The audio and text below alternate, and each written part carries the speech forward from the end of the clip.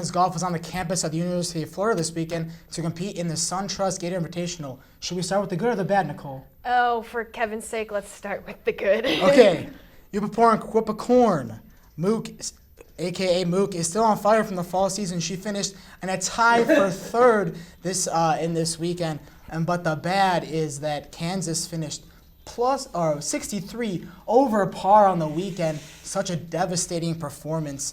Nobody but Mook can play well on this women's golf team. Definitely. They were 41 strokes behind the winner, which was Florida, on the weekend, which is awful. 41 strokes. 5 strokes is bad. Like, see, me playing with my dad, 41 strokes is like a manageable thing because that's usually where I end up. But, ooh. All right, well, let's go. Let's get some positives going. Keep Kev's energy and spirits up today.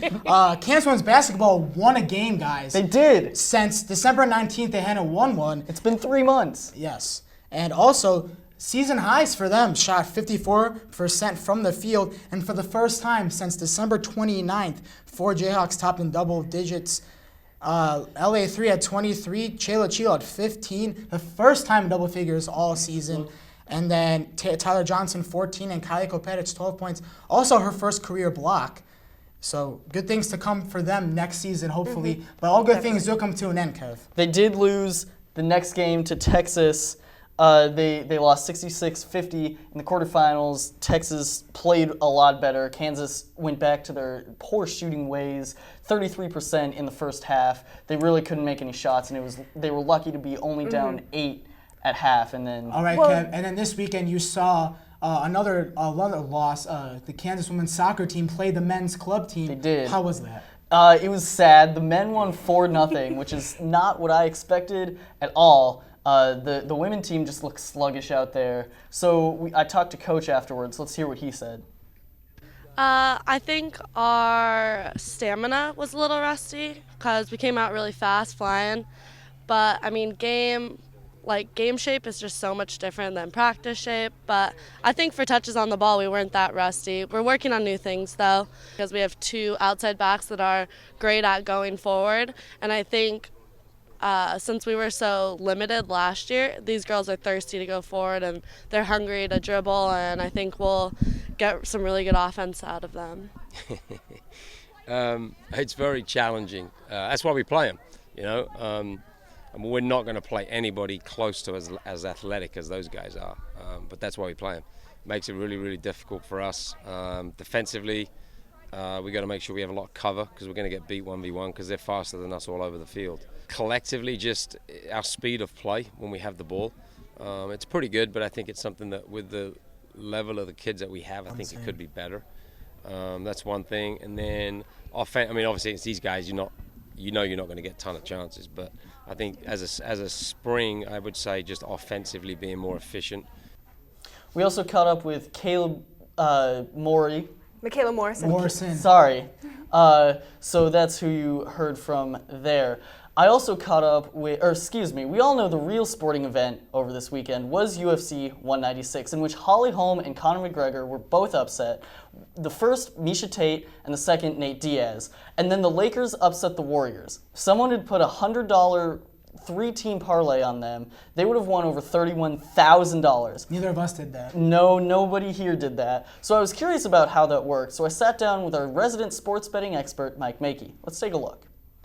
What I like to do is sometimes, if it's late at night and I know that a favorable matchup is going to be coming around in the next day or 2 days even, you can just look at it and be like trying to jump on it early. For example, I did that for the Panthers in the Super Bowl, which was actually a huge, huge mistake because the Broncos took it. The Broncos absolutely took it, and it started at which was crazy. It started at Panthers -3, and so I saw that I'm like, wow, I really like the Panthers in this game, and -3 to me seems incredibly low. I mean, the Panthers are coming off a steamrolling of the Cardinals, and the Cardinals were a good team. The Broncos struggled a little bit against the Patriots. I always thought the NFC was a little bit better.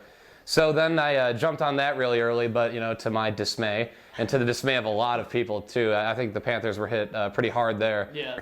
I do have some teams that I will avoid like the plague in some certain scenarios. For example, if a lot of people notice that the Nuggets get pretty light lines is what I like to say. So say like the Cavaliers go into Denver. The Cavaliers are a much better team than Denver, but the line would be -5.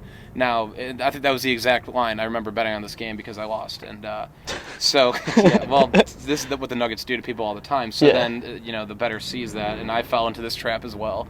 And I see, Cavaliers -5. Like, I get that they're on the road, and I get that the whole elevation thing with Denver is different, but they go in there, and Vegas will always know more than we do. And I know bettors shape the lines, but when they open it up with something so low, Vegas knows that people are going to be suckers and jump all over that. They go online with Bovada, which is an online sports site pretty popular here in KU. I know maybe dozens of people that are on that.